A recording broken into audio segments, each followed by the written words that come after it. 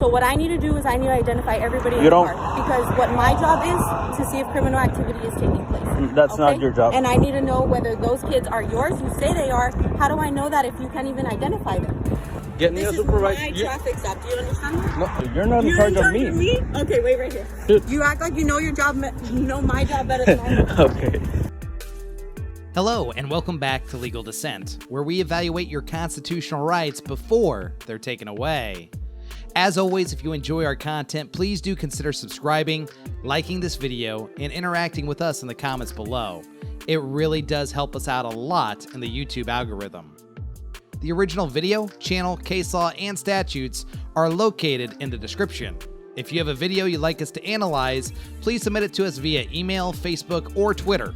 All of our contact info is also located in the description. We'd love to hear from you. Today we are evaluating a video submitted by a subscriber that was uploaded by Corners News back in March of this year. The driver was pulled over by a Texas Department of Public Safety officer for driving without lights after dark. Stand where my flashlight is. I'm gonna stand wherever I want. Okay, so just so you know, you're recording me. So is my in-car. Okay. So is my body cam. Yeah. All right.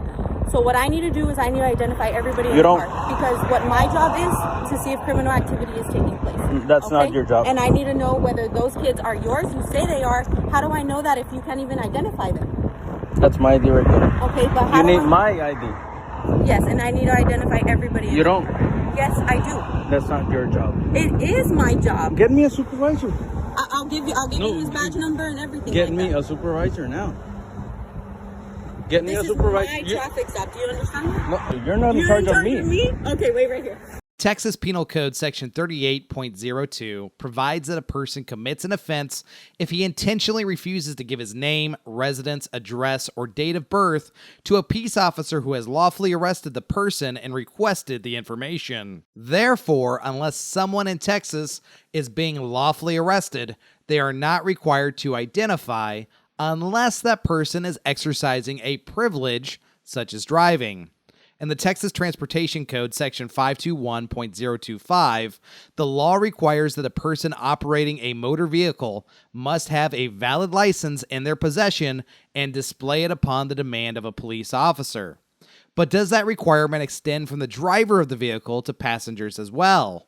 In the 1991 case, Florida versus Bostic, the United States Supreme Court held that the officers may conduct only consensual questioning of passengers within a vehicle.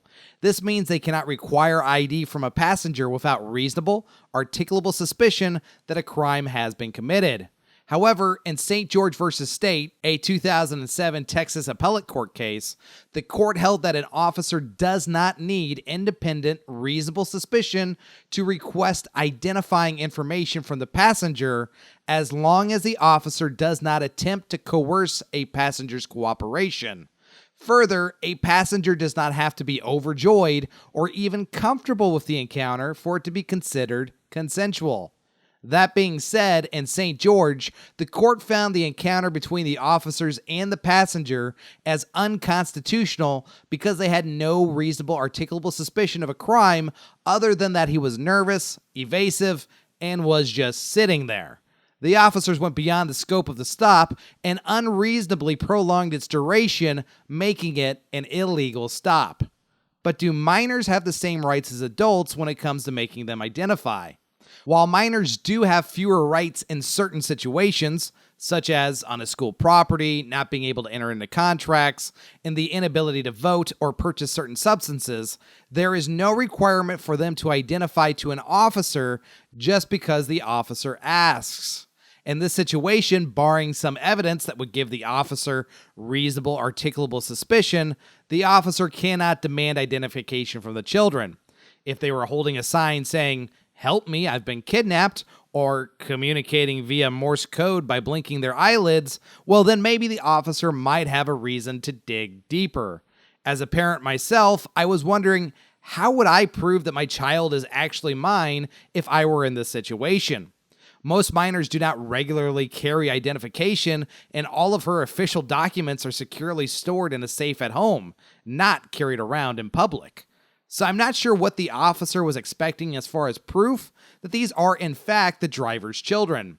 All of that to say, if you are a passenger in a vehicle, the police may ask you to identify, but they have no authority to compel or coerce you into identifying unless they have a reasonable, articulable suspicion that you are participating in criminal activity. Don't move from there. You have any weapons? I do.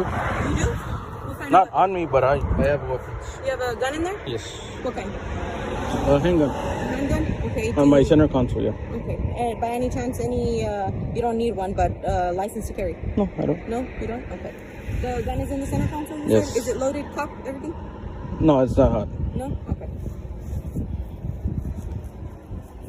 I'm just gonna, for officer safety, you did tell me there's a gun in the center console. Okay, I'm allowed to go in there and take it out. I'm not gonna touch anything. Yeah, you okay? wanna get it? You wanna get through my door? If I wanna what, I'm sorry? You wanna get it through this side right here? Okay, that's fine. I'm sorry about this, ma'am. I don't know. I don't know. Okay, I was just trying to go about my job. Okay, okay.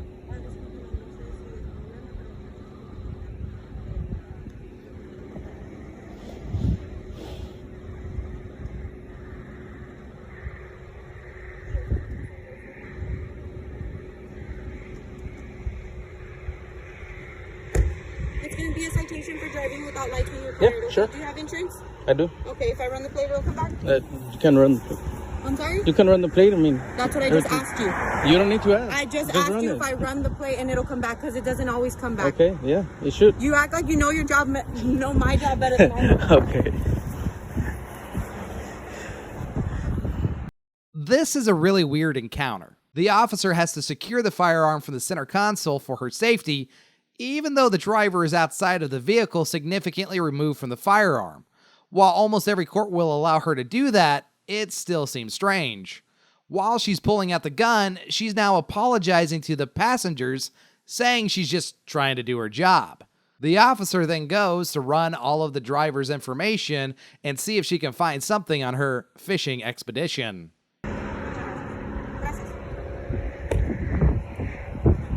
The supervisor coming? Gonna ignore me or what?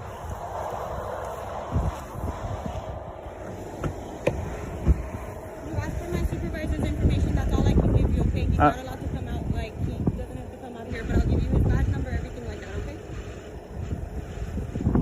I'll also give you the phone number at the bottom of the ticket so that you can call him, but just know he won't be until tomorrow.